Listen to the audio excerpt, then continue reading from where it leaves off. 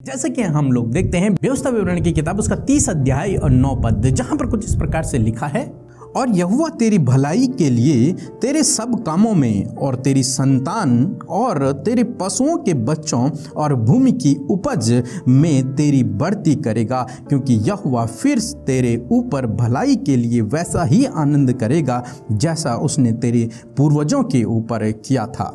तो दोस्तों, यहाँ पर परमेश्वर का वचन कहता है कि परमेश्वर यहोवा तेरी भलाई के लिए, समझ रहे हैं आप, तेरी भलाई के लिए, हमारी अच्छाई के लिए परमेश्वर, ताकि हमारे जीवन में हमेशा भला रहे, हमेशा अच्छा रहे, हम आशीषित रहें, हम खुश रहें, आनंदित रहें, इसलिए वो हमारे जीवनों में कार्य करता है। क्या कार्य करता है? कि वो तेरे कामों पर, समझ रहे हैं आप, कामों पर बढ़ती करेगा, तेरे कामों पर आशीष देगा। जो काम तू करता है, जिस काम पर तू हाथ लगाएगा, जो काम तेरा है, उस काम पर वो आशीष को देगा। फिर आगे लिखता है, तेरी संतान पर, तेरे जो बच्चे हैं, तेरी जो पीढ़ी है, तेरे जो बाल बच्चे हैं, उन पर परमेश्वर अपनी आशीष को देगा, उनकी बढ़ती करेगा, उन्हें वो बढ़ाता चला जाएगा। समझ रहे हैं आप मेरी बात को? परमेश्वर आपकी भलाई के लिए, आपकी भलाई के लिए, ताकि आप अपने जीवन में आशीषित रहें, खुश रहें, आनंदित रहें, इसलिए वो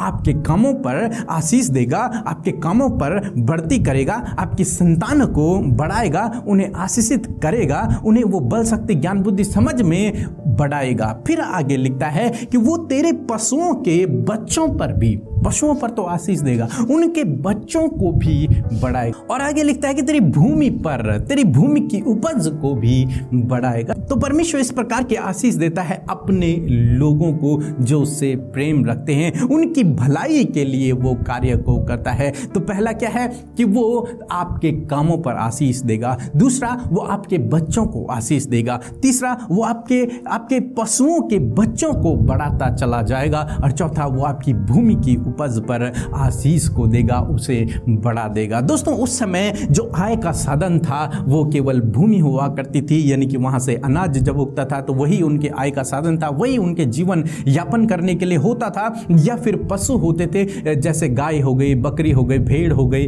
ये इनके बच्चे हो गए, यही उनका आय का साधन हुआ करता था। इसलिए परमेश्वर का वचन उनके लिए कहता है कि मैं इस पर आशीष दूंगा ताकि तुम अपने जीवन में समृद्ध होते चले जाओ, ताकि तुम अपने जीवन में आशीषित होते चले जाओ, ताकि तुम अपने जीवन में खुश रहो, आनंदित रहो, और तुम्हारे जीवन में किसी भी भली वस्तु की घटी कमी न रहे। इसलिए वो आपकी भलाई के लिए क्या करता था कि लोगों के जीवनों में, अपने लोगों के जीवन में कार्यों को क्या करता था, उनकी उपज पर आशीष देता था, उनके पशुओं पर आशीष देता था, उनकी संतानों को बढ़ाता था, और उनके कार्यों को, जो कार्य वो करते थे, उन पर आशीष देता। और आज के जीवन में, आज के समय में यदि हम देखें तो आपका जो काम है, आप जो बिजनेस करते हैं, आप जो जॉब करते हैं, उस पर प्रभु आशीष देगा। आज के हिसाब से जो आपका आय का साधन है, जो आपके जीवन जीने का साधन है, उस पर प्रभु अपनी आशीष को देगा, उस पर प्रभु अपनी बरकत को देगा,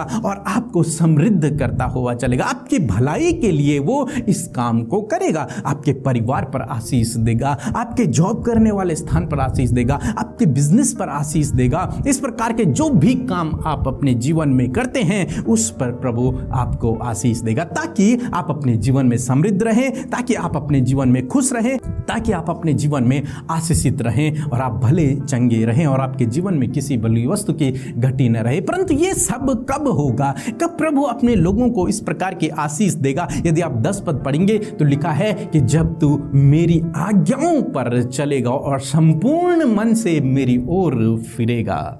यानी कि जब हम प्रभु यीशु मसीह पर विश्वास करते हैं, जब हम उसके पीछे चलना शुरू करते हैं, जब हम उसकी आज्ञाओं को मानना शुरू करते हैं, जब हम अपने गुनाहों को छोड़कर, अपने गुनाहों को त्याग कर प्रभु यीशु मसीह के पीछे चलना शुरू करते हैं, जब हम आत्मा और सच्चाई से उसके पीछे चलना शुरू करते हैं, तब परमेश्वर का वचन कहता है कि मैं तुझे इसी प्रकार से समृद्ध करूंगा, तेरी भलाई के लिए मैं तेरे इन सब कामों पर आशीष दूंगा। परमेश्वर चाहता है कि हमारे जीवन में घटी कमी ना रहे, वो चाहता है कि हम भले चंगे रहें, वो हमारी भलाई के लिए काम करता है। बाइबल कहती है कि परमेश्वर अपनी दास की कुशलता से प्रसन्न होता है, वो खुश खुश होता है जब उसके बच्चे, उसके सेवक, उसके लोग आशीषित होते हैं। वो खुश होता है जब हम अपने जीवन में आनंदित रहते हैं, तब उससे भी आनंद मिलता है, तब वो खुश होता है। तो इसीलिए वो हमारी भलाई के लिए हमारे जीवन में कार्य करता है, परंतु कब करता है? जब हम उसके पीछे चलते हैं। सो प्रभु आपको इस वचन के द्वारा